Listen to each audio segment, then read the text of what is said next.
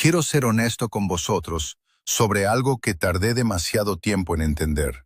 Durante años, me pasaba 30, 40 minutos lijando la tapa de una mesa, subiendo metódicamente por los granos como todo el mundo me decía que hiciera.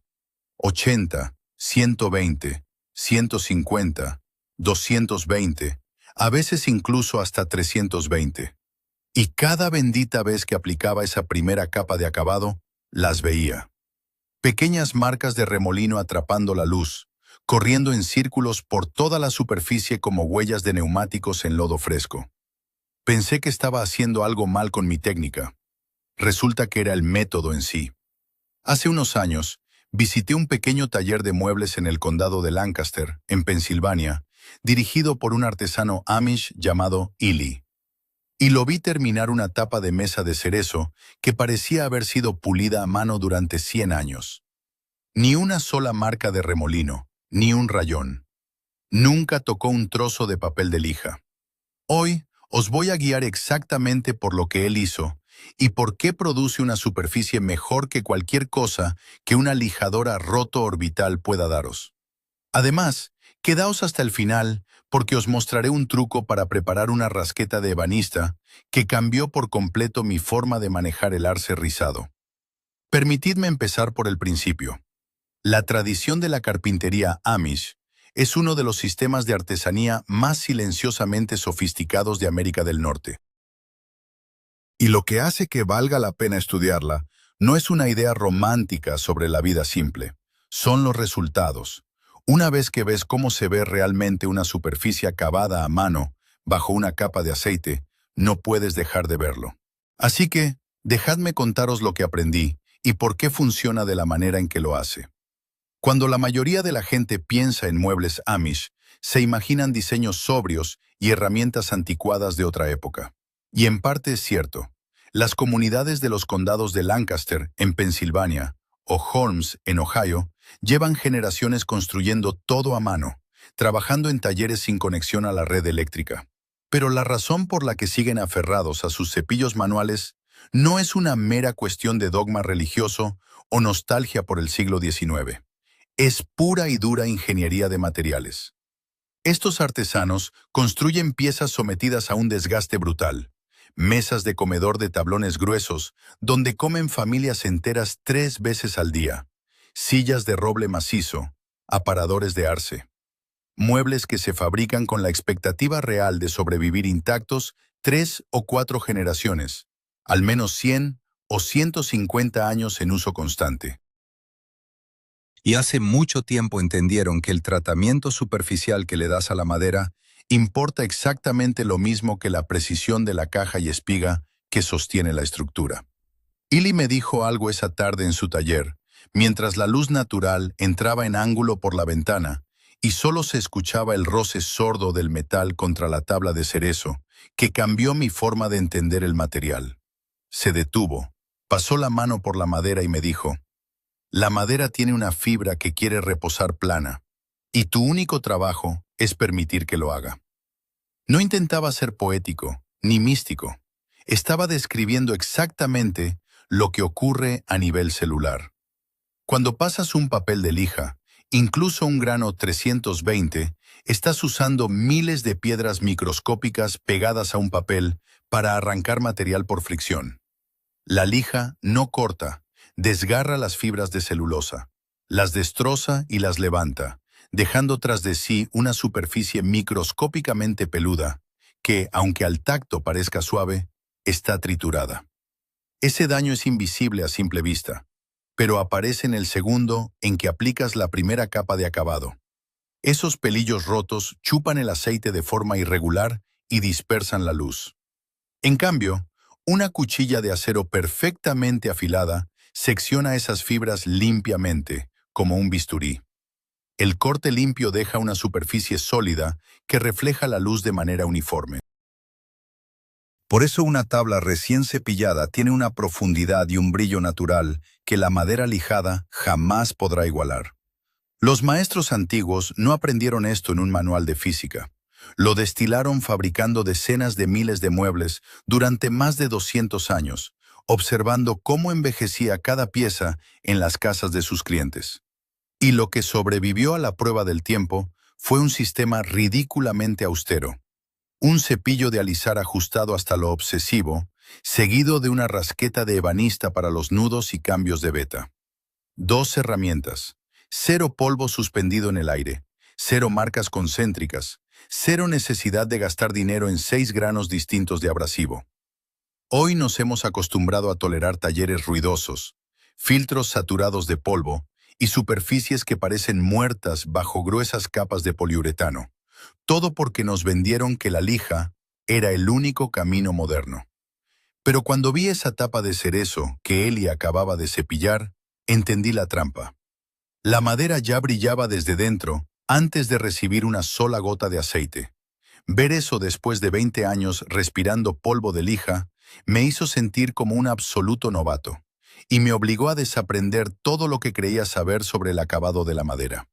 Lo primero que noté al observar a Eli trabajar fue que pasaba más tiempo estudiando la tabla que interactuando con ella.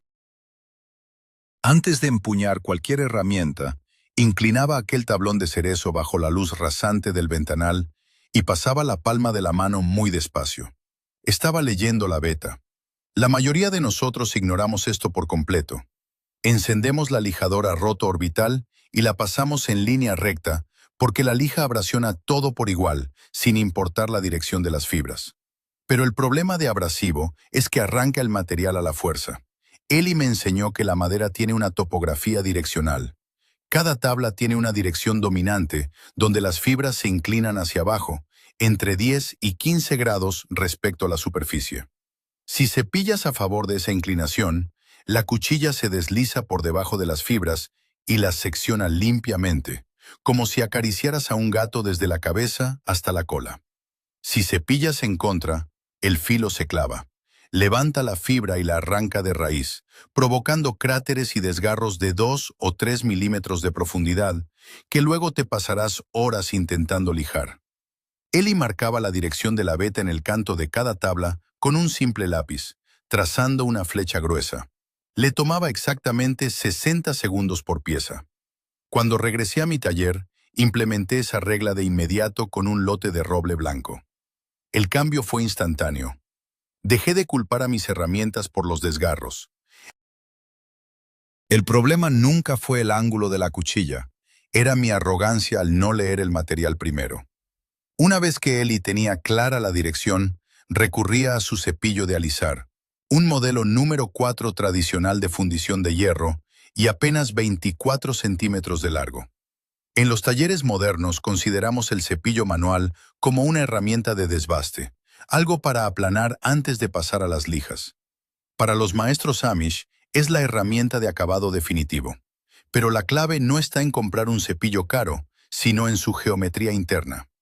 Eli me mostró los 3 ajustes que separan una herramienta tosca de un instrumento de precisión. Primero, el afilado. Rectificaba la hoja en piedras de agua japonesas hasta llegar a un grano de 8000, creando un microbisel a 30 grados exactos. Me confesó que afilaba esa hoja cada 20 o 30 minutos de uso.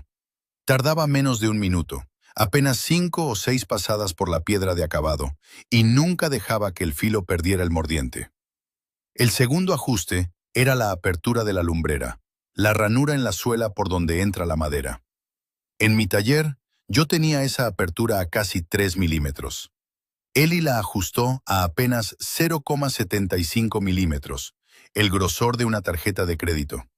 Esa boca tan estrecha presiona las fibras de la madera hacia abajo justo milisegundos antes de que el filo las corte, impidiendo físicamente que se astillen hacia arriba. Y el tercer elemento, el más crítico, era la posición del rompevirutas, esa pieza metálica atornillada sobre la cuchilla. Eli lo ajustaba a menos de 1 milímetro del borde cortante.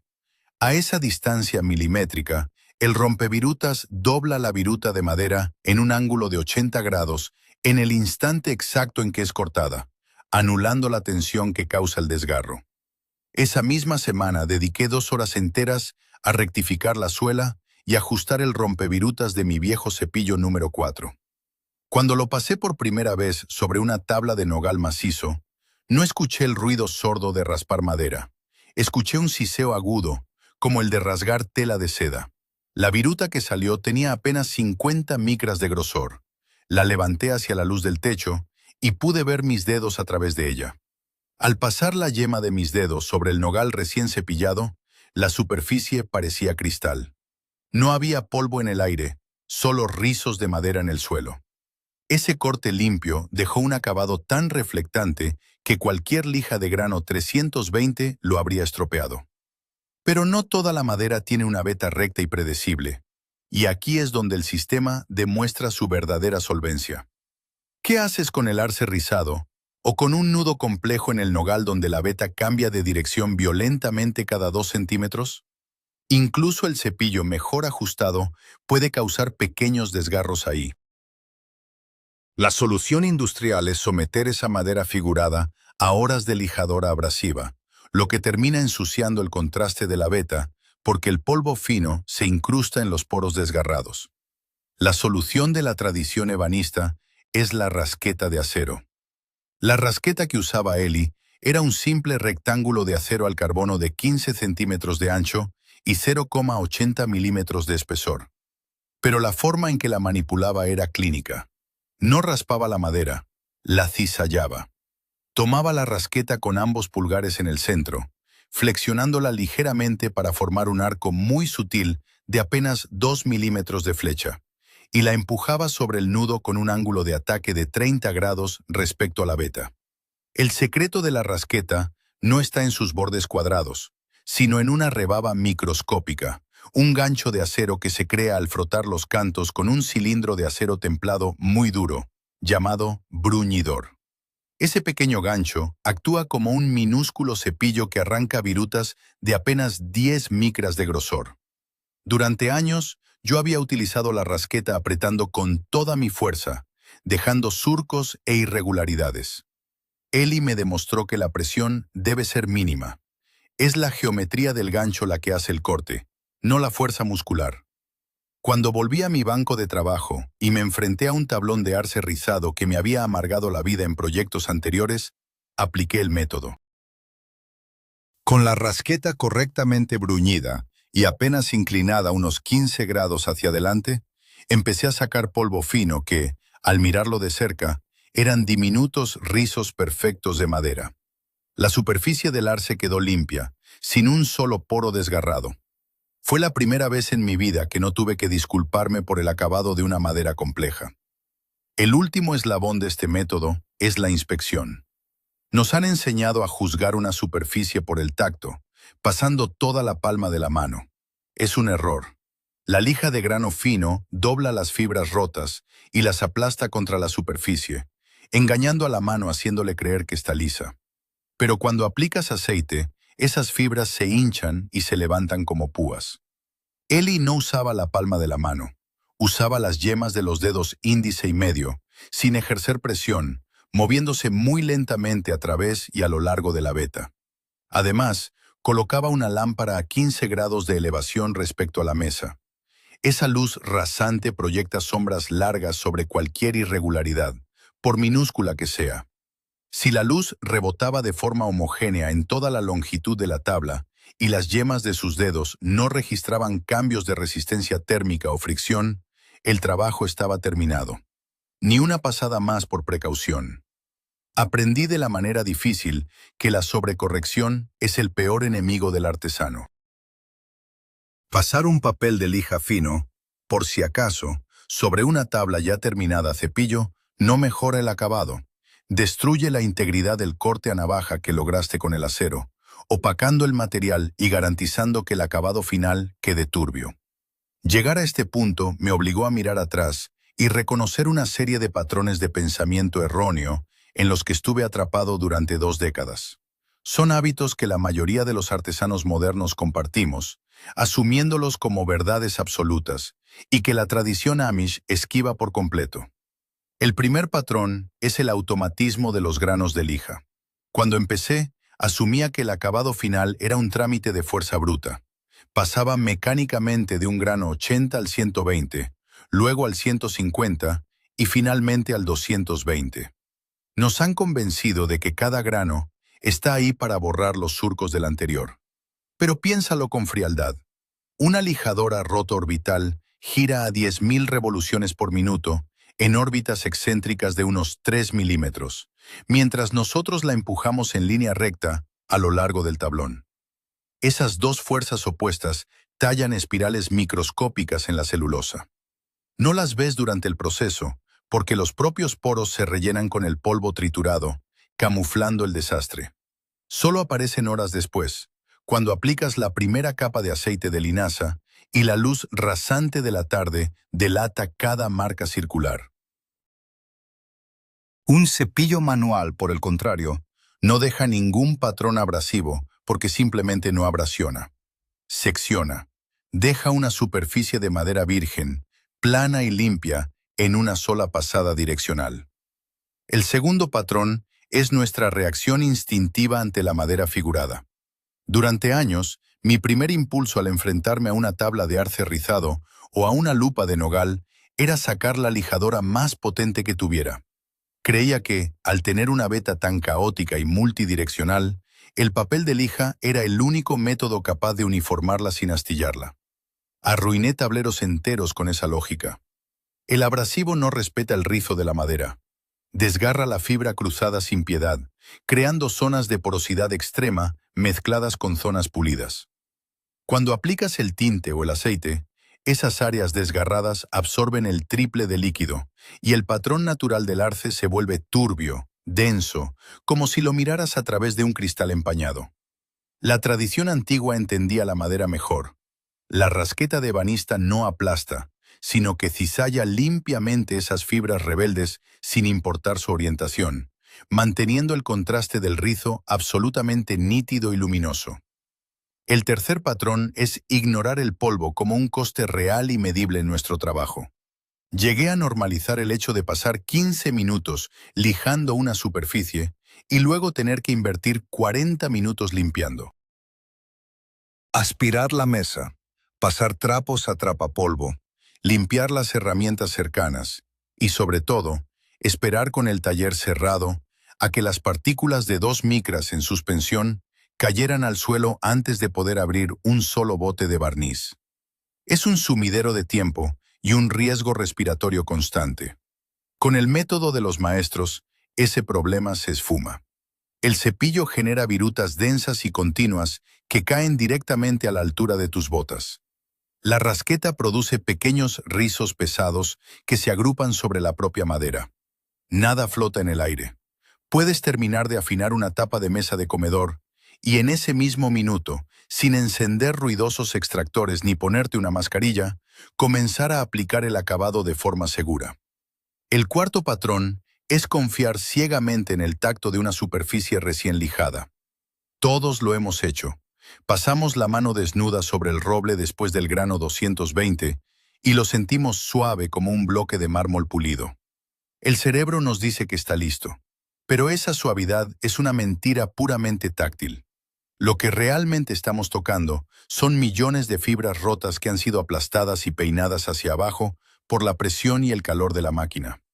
En el exacto segundo en que humedeces esa superficie con cualquier acabado líquido, esas fibras trituradas absorben la humedad, se hinchan y se levantan como púas de alambre. Tu superficie de mármol vuelve a ser cartón áspero. Por eso la industria moderna nos obliga a lijar entre capas de barniz. Una superficie seccionada por una cuchilla de acero perfectamente afilada no sufre este fenómeno. Las fibras están cortadas en su base de forma quirúrgica. No hay material triturado que pueda levantarse. Ver estos hábitos expuestos duele un poco al principio, especialmente si tienes el taller lleno de máquinas costosas. Pero basta con ir cambiando el enfoque poco a poco, un proyecto cada vez. Y esto me lleva al detalle final, esa técnica bonus que os prometí al inicio del video y que cambió mi manera de trabajar el arce rizado. Se trata de cómo preparar el filo de la rasqueta de ebanista. Durante años leí en los manuales técnicos que, para crear el gancho de corte, debías pasar el bruñidor de acero duro por el canto a unos 5 o 10 grados de inclinación. Funciona, pero a menudo me generaba un gancho irregular, demasiado agresivo, que saltaba sobre la madera dura y dejaba marcas de vibración. Lo que Eli me enseñó no lo he visto jamás en un libro. Es puro conocimiento de taller, de los que solo se transmiten observando en silencio. Él comenzaba rectificando el canto a 90 grados exactos en una piedra de agua de grano 8000, hasta que el borde brillaba como un espejo negro. Pero la diferencia radical venía después. Antes de inclinar el bruñidor, Eli apoyaba la rasqueta plana sobre su banco de trabajo, asomando el filo apenas un par de milímetros por el borde de la mesa. Entonces, pasaba el cilindro de acero completamente plano sobre la cara lateral de la rasqueta, a 0 grados, presionando con muchísima fuerza, 2 pasadas por cada lado. Esto no crea el gancho de corte, lo que hace es consolidar, comprimir y endurecer la microestructura del acero justo en el vértice. Solo después de ese paso, ponía la rasqueta en posición vertical, la sujetaba firme y daba una única pasada con el bruñidor a exactamente 5 grados respecto a la escuadra. Solo una pasada de presión media, nada más. La mayoría de nosotros apretamos demasiado en este paso y doblamos un gancho enorme que actúa como un arado, clavándose y arruinando el material. El gancho que conseguía Eli era tan microscópico que apenas podías percibirlo rozando la yema del pulgar, pero sacaba virutas translúcidas, anchas e ininterrumpidas, pasada tras pasada sin atascarse. Llevo 3 años preparando mis rasquetas con esta secuencia exacta. Consigo un filo de corte utilizable en menos de 2 minutos de reloj, y ese filo me dura 4 veces más que con mi antiguo método, porque el acero está consolidado en la base. Probadlo en vuestro próximo proyecto. Tomad un retal de madera figurada que os haya dado problemas. Afilad bien vuestra herramienta siguiendo estos pasos. Sentid el peso de la suela de hierro sobre la tabla y escuchad el sonido del corte limpio seccionando la fibra. Vais a sentir la diferencia en la primera pasada. Cuando apagamos los motores, eliminamos el ruido ensordecedor y dejamos que el silencio y el acero bien preparado marquen el ritmo. El oficio cambia de naturaleza. Dejamos de consumir abrasivos y volvemos a trabajar el material respetando su estructura. Os agradezco que hayáis pasado este rato conmigo en el taller. Dejadme en los comentarios qué herramienta o técnica tradicional os ha hecho replantearos vuestros propios hábitos de trabajo últimamente, y nos veremos en el próximo. Que tengáis buena semana y cuidaos mucho.